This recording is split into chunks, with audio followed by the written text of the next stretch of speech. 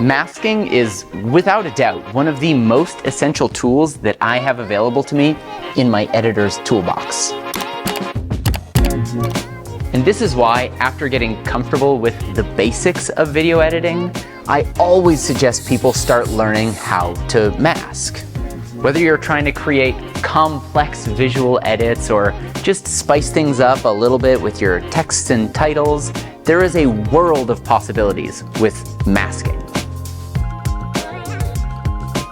So in today's video, we're gonna go over a whole bunch of masking techniques, starting from the very basics and moving up into more advanced techniques and applications of these tools. I also want to talk about a plugin that I use in Final Cut in every single project, but that I'm very hesitant to recommend to other people. So welcome to the masking video.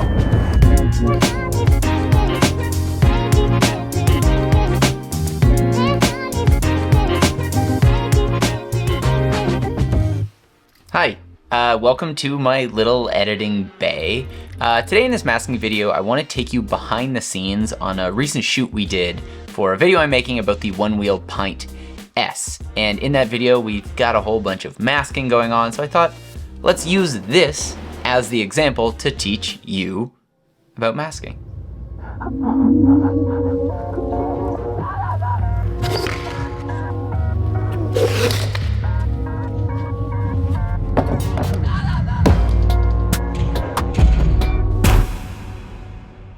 Starting off, we have the most basic version of this effect, which is known as the humble trim tool. Now what the trim tool is functionally just allowing you to, like the name implies, trim off one of the four edges of your frame, top, bottom, left, right. And so as long as you keep your camera completely steady so that there are no changes between the takes that you want to mask together or trim together, then it's gonna work just fine.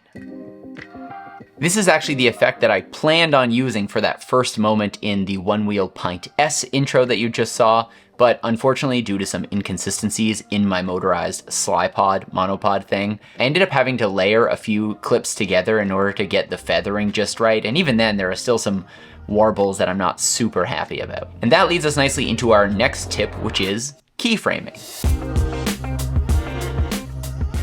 Keyframing is an aspect of video editing that applies itself in pretty much every aspect you can imagine, and is just about creating change over time to any particular parameter. So in this case, we could take that trim tool and we could have it move from here at second 1 and make its way over to here for second 2. We knew this is something we were gonna have to do for this Pint S intro, because after those two versions of me one wheel up and put the boards down, the camera was gonna start trucking to the right. And so if you keep that trim line there, well, obviously the image falls apart.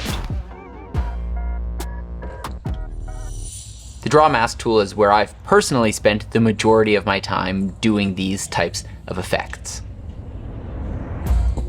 In Final Cut, you just open up your effects browser and search Draw Mask, or you could even use the Shape Mask tool if you're feeling a little lazy. But functionally, it's a basic pen tool that allows you to select the area and draw out a shape. You can curve the lines or keep them angular.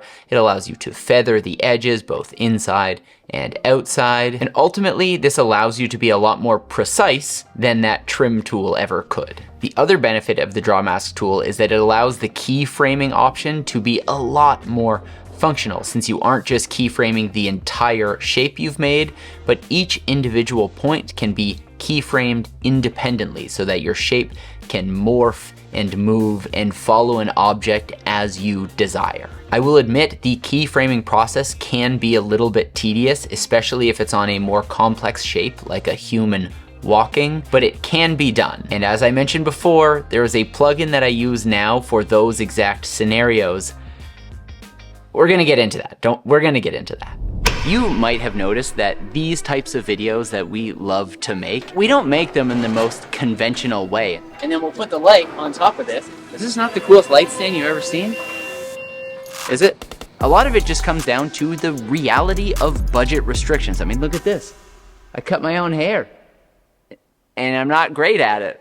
So what we don't always have in budget, we like to make up for in scrappy, do what you can, get your friends together, and try it over and over and over again until you get it right. But there is a better way. Artless is giving away $100,000 to one lucky creative to help turn their wildest, biggest, largest, that's the same thing, idea into a reality. What would you do with $100,000? Let me know down in the comments. I know what I would do. I would buy a cinema robot because every time I have an idea for a video, it requires a cinema robot. In order to sign up, make a pitch, post it on your social media, tag Artless, use the hashtag Artless100K Fund, and get it posted by October 24th. Artless will be selecting one of the most wild, ambitious, interesting, I don't know how they select it, but cool videos in order to give that creator $100K. Artless, thank you. You guys are the best. I've been using you for, I think, 100 years, maybe more like 7. But that's it. Thank you for watching this video. It continues now. You may have noticed that in this one-wheel intro that I've showed you bits and pieces of so far, the effect isn't quite as simple as using a static camera and then compositing the elements together. That is how we made the entire intro for this video, but this one-wheel unboxing has a little bit more. You'll notice there is some camera movement throughout. And at first, this might seem like it makes the process a lot more difficult, and kind of it does, but the reality is if you can use repeatable camera motion, then all of these techniques are gonna work just the same, because as you trim off the side or mask out an area, the shot, the layer you have beneath it is still going to be moving in that exact same way, and so you're not gonna run into these problems. We have tried to do this before with manually moved cameras. In fact, we tried that for one of these one-wheel unboxing and just found it made our job harder. And so using our motorized dolly or the motorized monopod goes a long way in order to making these shots feel larger than life. Now, you might not have these tools, but you might have something else that might surprise you how repeatable the motion is. That might be maybe panning and tilting on a 360 camera. You could use an egg timer or a simple motor with some string and pulley that just moves at a consistent speed. There's all sorts of ways to make a camera do something more than once. So let me know. Do you have a good way? Tell me down below. Do you have a good way to do this? Because I'm always looking for new ways to pull off these types of effects. Now, if you can't move your camera physically, a much easier way to do this is something I do all the time, which is adding that camera motion digitally. So I use adjustment layers and keyframing the position, or my favorite plugin, Add Motion in Final Cut, to push and pull and move left and right to create a sense of movement within your composited shot. I also will generally like to add another adjustment layer over the whole thing with a slight handheld motion wiggle. And these little things just help marry together your composited layers, as well as serve as a bit of a distraction from potential errors that you will be able to find, at least in my attempts at this effect. Now, finally, the most powerful tool, and at least for us Final Cut users, maybe one of the more frustrating tools, is called rotoscoping. Rotoscoping is done by essentially letting the computer figure out where these mask lines should be from frame to frame. So you might draw in the first frame and then ask it to track those edges for whatever period of time. I made a video about this in After Effects a few years ago with one of my good friends, Florence. So when I saw that Motion VFX had made a rotoscoping plugin for Final Cut Pro, I knew it was something I was gonna need because it's the type of thing I do in my work all the time. Now, here's the caveat. It's pretty good. It's definitely not as good as what you'll find in After Effects, but it's expensive. I know they're charging a subscription fee, which I don't know the numbers off the top of my head. You should check on their website. But I believe to buy their license outright was more expensive than Final Cut Pro altogether, which I paid about $300 for way back when.